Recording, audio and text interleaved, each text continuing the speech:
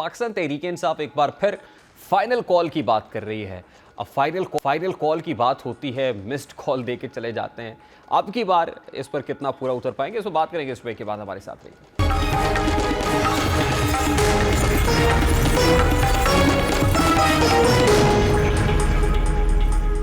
Tehreek Insaf deal और हुकूमत के खिलाफ आखिरी कॉल के मझधार में फंसी हुई नजर आ रही है। एक तरफ पीटीआई ललकार की हुकूमत के खिलाफ तहरीक चलाने की बात कर रही है, तो दूसरी जानिब पीटीआई की पस पर्दा ताकतों और हलकों से मुज़ाकरात की खबर भी सर उठा रही है। अब सवाल यह कि क्या तहरीक इंसाफ अपने सारे ऑप्शंस खुले रखना चाहती है? क्या वो ये हिकमत अमली अपना रही है कि अगर उसके बैकडोर राब्ते नाकाम रहते हैं तो फिर वो सड़कों पर निकलकर हुकूमत और इस्टेब्लिशमेंट को दबाव में लाने की कोशिश करेगी? अगर तहरीक ही चलानी है तो नवंबर में मानी पीटीआई ने फाइनल कॉल देनी है, तो फिर डील का शोर क्यों? जब डील की बाज़गश की बुनियादी वजह यह भी हो सकती है कि तहरीक इंसाफ अंदरूनी इख्तलाफात का शिकार है। जमात में कई ग्रुप्स भी बन चुके हैं, पीटीआई में कई वकला की टीम्स भी शामिल हैं। साल से जायद का अरसा गुजर जाने के बावजूद अब तक बानी पीटीआई की रिहाई अमल में नहीं आ सकी और तहरीक इंसाफ के बहुत से रहनुमा फाइनल कॉल के खिलाफ हैं, यानी हुकूमत के खिलाफ आखिरी कॉल के मामले में तहरीक इंसाफ में यकसुई नहीं है। शायद यही वजह है कि डील का दरवाज़ा तहरीक इंसाफ खुला रखना चाहती है। गुज़श्ता दिनों अलीमा खान का तहरीक इंसाफ की जूम मीटिंग में गुफ्तगू करते हुए कहना था कि कॉल हमें खुद देनी होगी। अब एक तरफ अलीमा खान कह रही है कि बानी पीटीआई कॉल नहीं देंगे, जबकि आज बानी पीटीआई ने अडयाला जेल में सहाफ़ियों से गुफ्तगू करते हुए कहा है कि स्वाबी जलसे में हमने लाएमल दे दिया है, इस बार हमारे लोग वापस घरों में नहीं जाएंगे। हमारा एहतजाज आइन, जमहूरियत और आज़ाद अदलिया की बहाली और हमारे बेगुनाह कारकुनान और रहनुमाओं की आज़ादी तक जारी रहेगा। आइंदा चंद रोज़ तक मुकम्मल तैयारी के साथ मार्च की तारीख मैं खुद दूंगा।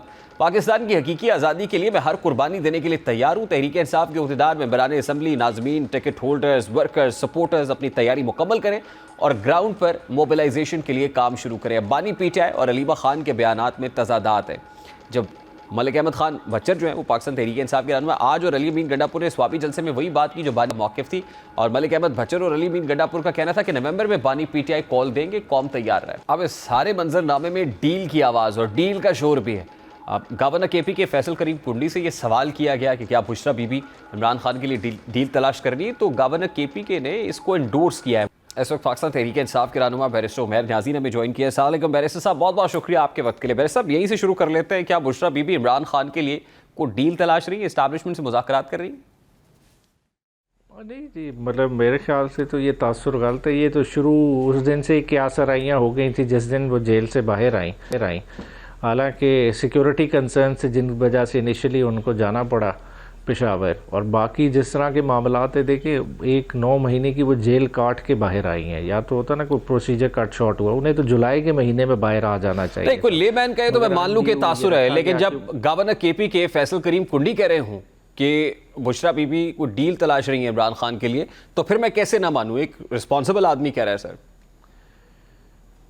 हाँ, रिस्पॉन्सिबल आदमी तो कह रहे हैं, मगर रिस्पॉन्सिबल आदमी किस पार्टी के हैं? देखें, उन्होंने तो अपना पार्टी नैरेटिव कैरी करना है ना। अगर गवर्नर हो के, ठीक है ना, वो अभी भी पार्टी सरगर्मियाँ कैरी कर रहे हैं, वो कोई सूबे के एज हेड नहीं अपने आप को कैरी कर रहे। वो आज भी पीटीआई पीपल्स पार्टी के एज स्पोक्स पर्सन बोल रहे हैं, तो एज ए स्पोक्स पर्सन उनका अपना पर्सनल वेंडेटा। बट सर, आपके जो एक्शंस हैं वो इस तासुर को मजीद तकवीयत दे रहे हैं ना, कि आप लोग आते हैं, आप कहते हैं सर पे कफन बांध के निकलेंगे, कब्रें खोद के निकलेंगे, और जब आते हैं तो कोई फाइनल कॉल नहीं देते, बल्कि फिर एक मिस्ड कॉल दे के चले जाते हैं।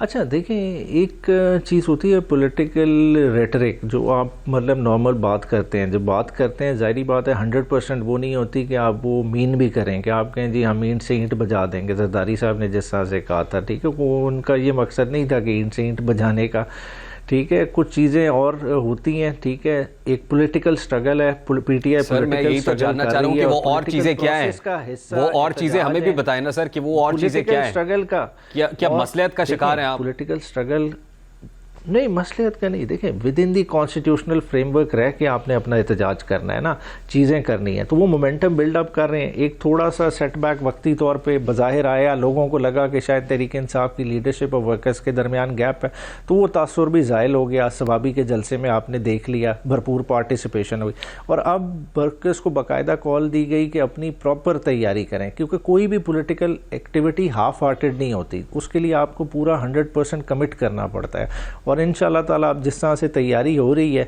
एक आपको मैसिव क्राउड नजर आएगा। It's been a while sir, barrister साहब, it's been a while now. क्या चीज़ है जो आपको रोक रही है किसी भी बड़े मोमेंटम को बिल्ड करने से, वो मार्च करने से, को धरना देने से, इस्लामाबाद की तरफ जाने से? What is stopping you sir?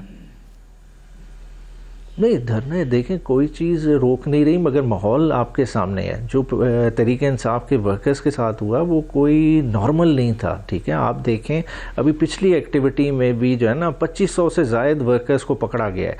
कुछ को तो पहली रात छोड़ा गया, ठीक है ना, जिन सर्कमस्टांसेस में छोड़ा हुआ वो किसी से ढके छुपे नहीं। ये तो अब भी होगा सर, बाकियों के साथ हुआ, ठीक है, नॉर्मल केसेस को देखें। ये तो आप जब भी करेंगे होगा केसेस आपके लॉ एंड ऑर्डर नहीं होता रहे, ठीक है, मगर अब देखें उसकी तैयारी भी उसी लिहाज से होगी। पहले देखें एज गुड सिटीजन लोग आए, ठीक है, लोगों का क्या एक्सपेक्टेशन थी कि स्टेट है, स्टेट एक्ट करेगी स्टेट की तरह, मगर स्टेट ने उस तरह नहीं एक्ट किया। स्टेट ने एक ब्रूटल फोर्स की तरह एक्ट किया।